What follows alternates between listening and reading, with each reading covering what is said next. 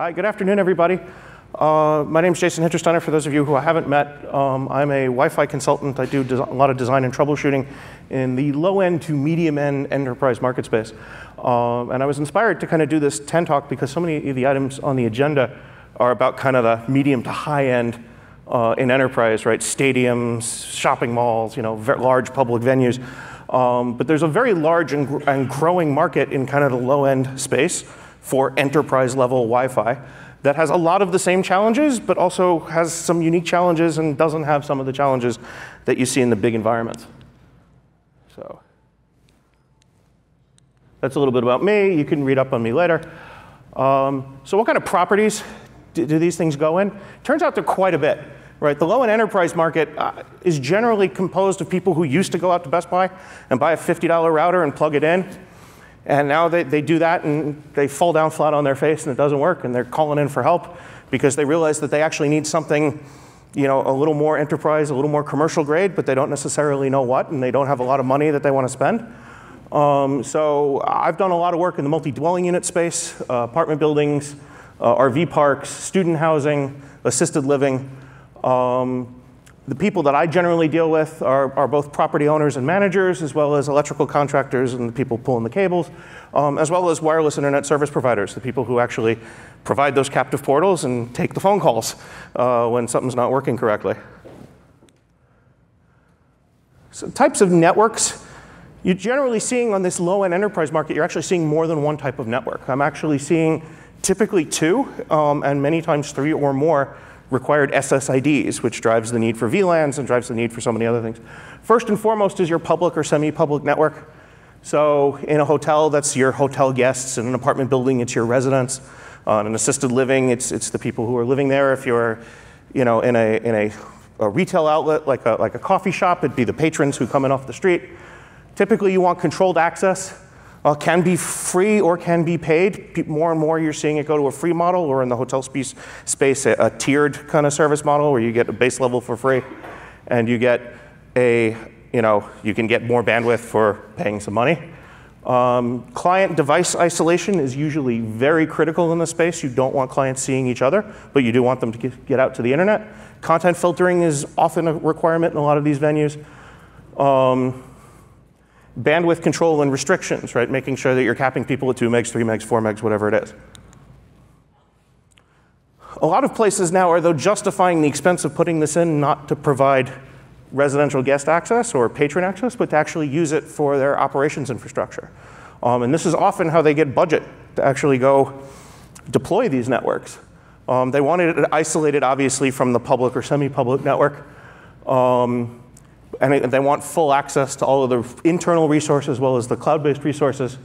Sometimes this involves integrating with their corporate IT. So I've worked with some of the REITs, and they often have corporate ITs for managing all of their multiple properties around the country. But their IT staff just wants to deal with the leasing office and the wired portion of the network. And so often it's, OK, we want a guest network, but then we want a separate VLAN to tie in the staff so that the staff can walk around or that maintenance can go around with tablets.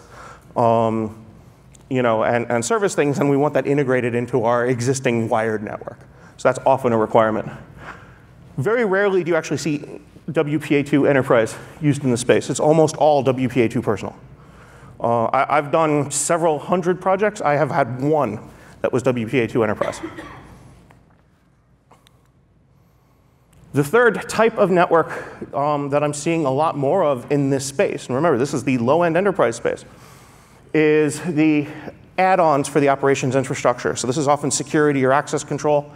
Can be multimedia. There's a lot of Apple TV, Sonos, a lot of smart home applications, all those Nest thermostats and lighting controls from Control4 and so forth.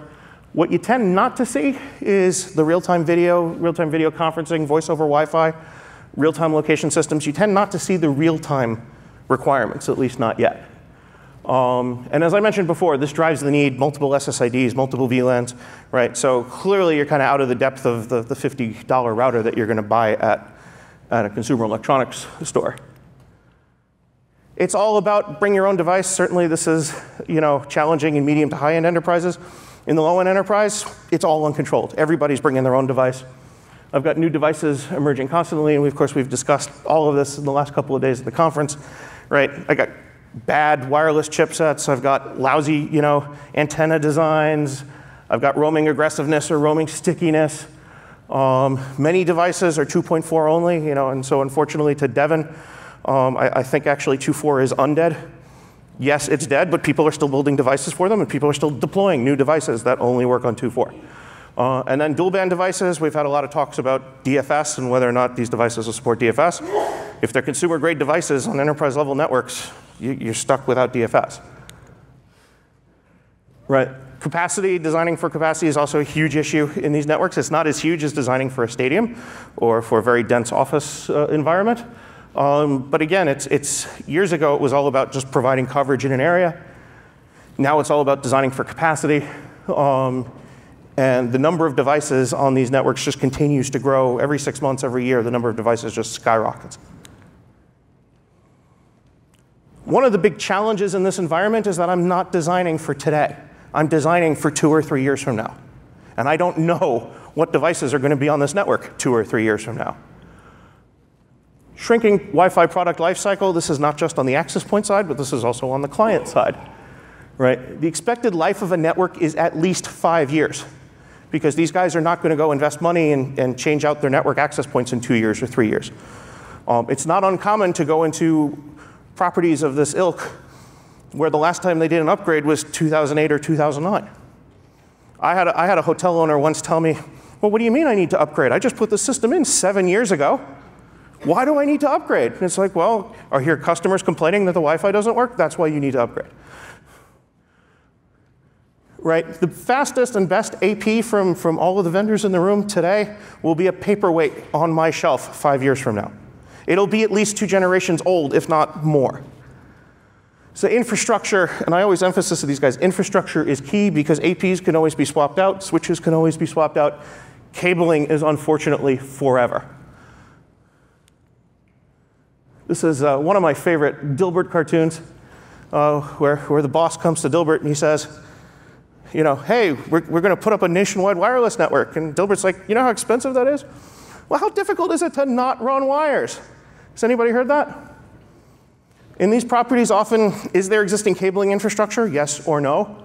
Is it possible to run cabling where I want to run it? Yes or no. Do you use Cat 5e, or do you actually spend a little more money and future-proof and put in Cat 6a now? I usually recommend putting in Cat 6a. But I get a lot of pushback, especially from installers who want to save money. I did a design recently where they came back and said it was for a 3-story assisted living facility. I had APs staggered on the floors and the APs staggered through the rooms. And they're like, yeah, this looks great, but put the APs in the hallway. And I was like, you realize you will have coverage holes if I put APs in the hallway. And you'll get co-channel interference and all that other stuff. They said, no, we want to put it in the hallways. OK, so I redid the simulation. The predictive model, I sent it back to them, and sure enough, there are coverage holes in a lot of the rooms just because of the way the rooms are laid out.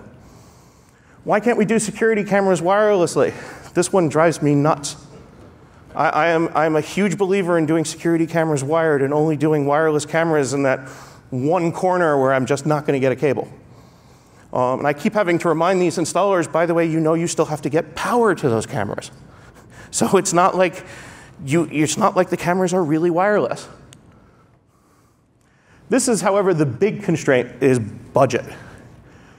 They always have a limited budget. They always want more, right? They want the Lamborghini performance out of the network, but they only want to pay for a Kia, right? So it's really about setting realistic expectations. It's really about understanding the trade-offs. It's really about making the customer understand what's the difference between 802.11n and 802.11ac. Why should you pick one or the other? Why should you actually invest in 5 gigahertz now and not just do 2.4 only? The reality of this business, though, is that most customers are not going to be buying from vendor A, the other vendor A, vendor C, or even vendor R. So you can imagine that cuts down the list quite a bit. At the same time, though, they don't necessarily need all of the fancy features that come in the access points from those companies. Budget, at the end of the day, is actually what drives the technology choice and drives what requirements you will and will not be able to satisfy. Other challenges, AP technology. I've unfortunately been in many situations where I don't have the luxury of using a controller. Typically, I don't recommend a controller if you're only putting up a handful, up to maybe like 4 or 5 access points. The largest standalone deployment I ever did was over 300 access points, and yes, it was extremely painful. That said, I don't need my AP certified by the Wi-Fi Alliance, which is one of the reasons why the vendors I do use cost a lot less than some of the other vendors. Because the simple and reliable AP wins this race. Site surveys, or lack thereof, I know we've had a lot of talks about site surveys and predictive modeling. I put here predictive modeling sometimes. Actually, I think predictive modeling happens probably most of the time, especially on larger projects. If it's a project to just kind of, it's in a coffee shop, or I just want to cover the pool and the fitness center, generally we won't bother doing a simulation model. But if you have more than like 3 or 4 APs, you're generally doing a predictive model. That said, pre-deployment, actual RF site surveys are extremely rare. You usually do site walks, but it's all about figuring out cable paths and how I'm going to get cable from my DMARC or my IDF to where it needs to go. Post-deployment, you generally are not doing, the installer will generally do a very simple kind of test to say, hey, I can get online to the internet, and hey, I can run a speed test and I get something. Post-deployment surveys are really all about troubleshooting. Packet analysis almost never happens on these kinds of networks. And I know that's probably a shock to a lot of people who spend a lot of time not only prepping for the CWAP, but who've made whole careers out of the CWAP and have created whole companies out of doing packet analysis. It almost never happens on these networks. And oh yeah, the bandwidth is quote unquote business class, and my apologies to the Comcast people in the room. But the business class circuits are not the same as real synchronous fiber circuits. They're just not. It's extremely rare to see those. In conclusion, this section of the market has some unique challenges and some common challenges to kind of the larger enterprise Wi-Fi that a lot of people in the room are used to experiencing. It is a large and it is a growing segment as more and more people are relying on Wi-Fi and more people are saying, hey, I can't just do it the consumer approach anymore. And a lot of the enterprise solutions that are out there are really geared towards the high end of the enterprise market, and they're not geared to this space, which makes operating in this space a big challenge. Anyway, thank you. I'm on Twitter. Catch me afterwards. Thank you very much.